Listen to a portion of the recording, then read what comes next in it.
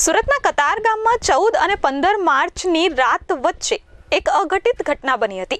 Road પર માતા સાથે સૂતેલી 6 વર્ષની બાળકીને એક અજાણ્યો ઈસમ ઉઠાવીને લઈ ગયો હતો અને બાળકી સાથે દુષ્કર્મ આચર્યું હતું। બાળકી જ્યારે સવારે લોહીથી લથપથ હાલતમાં માતાને જોવા મળી ત્યારે માતા સ્તબ્ધ થઈ ગઈ હતી અને સમગ્ર ઘટના મામલે તેઓ સ્મીમેર હોસ્પિટલ દોડી ગયા હતા। સ્મીમેર હોસ્પિટલ તરફથી પોલીસને જાણ કરવામાં આવી હતી કે બાળકી સાથે અઘટિત કૃત્ય થયું છે, જેથી પોલીસે તાત્કાલિક અલગ અલગ ટીમો બનાવી તપાસ હાથ ધરી હતી। કતારગામ વિસ્તારમાં ફૂટપાથ પર રહેતી મહિલા પોતાની બાળકીને લઈને 14 માર્ચની રાતે સૂતી હતી ત્યારે વહેલી સવારે તેની સાથે અઘટિત કૃત્ય થયું હતું। બાળકીને ગુપ્તાંગના ભાગમાં દુખાવો ઉપડતા તેને સ્મીમેર હોસ્પિટલ લઈ ગયા હતા। પોલીસને જાણવા મળ્યું હતું કે બાળકી સાથે દુષ્કર્મની ઘટના બની છે, જેથી પોલીસે તાત્કાલિક જ અલગ અલગ ટીમો બનાવી તપાસ હાથ ધરી હતી અને ગણતરીના કલાકોમાં જ પોલીસે નરાધમ આરોપીની ધરપકડ કરી છે। આ અંગે ક્રાઇમ બ્રાન્ચના જોઈન્ટ સીપી રાઘવેન્દ્ર વત્સે જણાવ્યું હતું કે 14 માર્ચની મોડી રાતથી 15 માર્ચની સવાર વચ્ચે 5 થી 6 વર્ષની બાળકી સાથે અજાણ્યા શખ્સે દુષ્કર્મ આચર્યું હતું। આ મામલે પોલીસને જાણ થતાં પોલીસે અલગ અલગ ટીમો બનાવી હતી।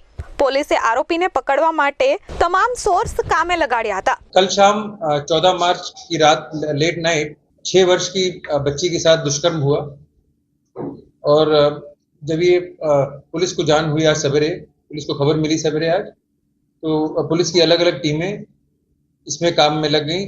ये बनाव कतारगाम पुलिस स्टेशन के एरिया में बना है, तो कतारगाम की पुलिस आसपास के बाकी थाने जो जोन के लगते हैं, मैदरपुरा, संगनपुर, इनके पुलिस और उनके स्टाफ और क्राइम ब्रांच की करीब 6 इंस्पेक्टर और 12 सब इंस्पेक्टर मिलाकर 150 से ज़्यादा पुलिस वाले सब इसमें लग गए एक साथ और हम लोगों ने काफ़ी मेहनत की और ह्यूमन इंटेलिजेंस और सीसीटीवी फुटेज और टेक्निकल सर्वेलेंस इन सब की मदद से उस आरोपी तक हम लोग पहुंच पाए।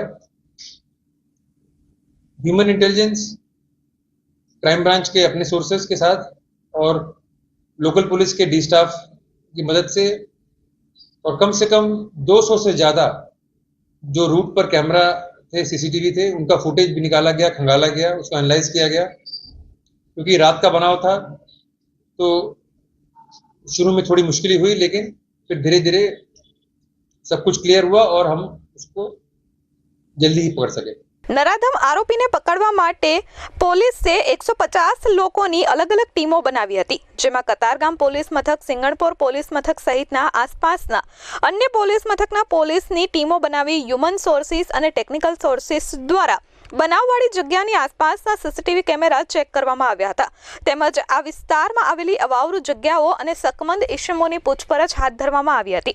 ભોગ બનનારનો પરિવાર જ્યાં રહેતો હતો ત્યાંથી રૂટ પરના આશરે 200 જેટલા ખાનગી તથા સરકારી સીસીટીવી પોલીસ દ્વારા ચેક કરવામાં આવ્યા હતા અને આ ગંભીર પ્રકારના ગુનાના આરોપીને સીસીટીવી ફૂટેજ તથા ટેકનિકલ અને હ્યુમન સોર્સથી ઓળખ કરી ગણતરીના કલાકોમાં પોલીસે ઝડપી પાડ્યો છે।